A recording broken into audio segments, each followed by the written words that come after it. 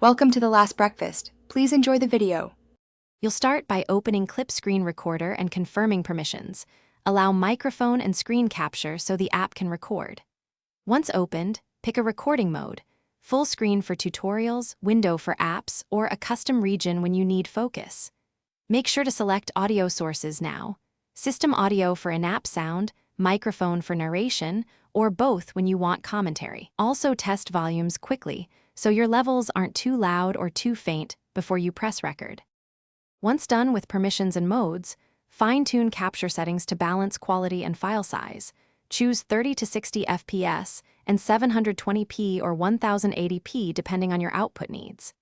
Next, enable optional features like webcam overlay or on-screen annotations to add context, and set hotkeys so you can pause or resume without disrupting flow. After configuring, preview the selected region, hit record, and narrate as you demonstrate. Speak clearly and pace actions so viewers can follow each step. When you finish, stop the recording and save or export in your preferred format like MP4 or WebM.